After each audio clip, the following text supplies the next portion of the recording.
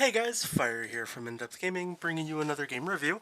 This time we're checking out the Psychoduck. This game was developed by InDepth Games, published by Ratalaika Games, and released on June 24th, 2022 for a price of $4.99. If you're listening to this, the game is currently on sale, so you might be able to save a little bit of money if you want to check out and save $1. So, what is the Psychoduck? It's kind of advertised as an action game, but it's not really an action game. It's more of just like a stealth movement game where your whole goal is to be this duck sneaking up on this goose pelican looking guy, and you have to not get detected as you get up to him. So you'll use like crouching and then maneuvering around to then just assassinate this king duck, so to speak, and rinse and repeat throughout the stage.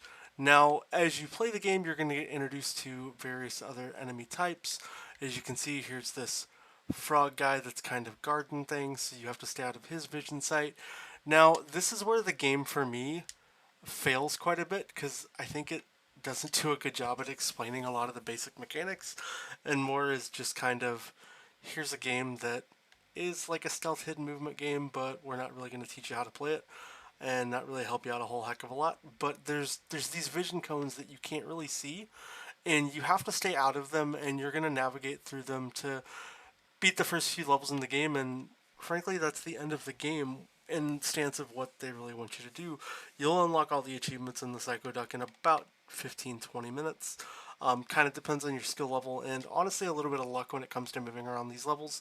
You're not going to get a whole lot of variety in the levels. It's mainly here's the frogs, here's the background, here's changing, but the main premise as you play the game is all going to be entirely the same. Get from one end to the other. You don't really do anything else aside from stab this king guy here and try to reclaim your, so to speak, throne and place in the societal world, or however really you want to have it. But that's kind of it. And outside of that, though, then you're just going to be doing around a lot of sneaking and a lot of stabbing. Visuals, you can kind of tell in the game, it's very bland and plain. It's a bit style game. The music and sound effects to it don't really, for me, seem to fit this game. So I'm not a big fan of them personally, but that doesn't mean that you don't have to be a fan of them yourself. But for me, it's just kind of a big missing off. And unless you're really just seeking some gamer score for cheap, I honestly think the Psychoduck's probably worth, passing and skipping up on. As far as, like I said, a buy, sell, pass rating, I'd honestly probably pass on the Psychoduck. I don't really find the game a lot of fun.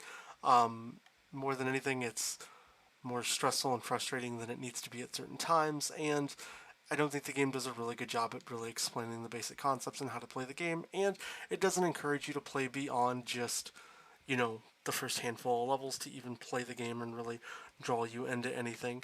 You get a little bit of aesthetic changes, but that's about it.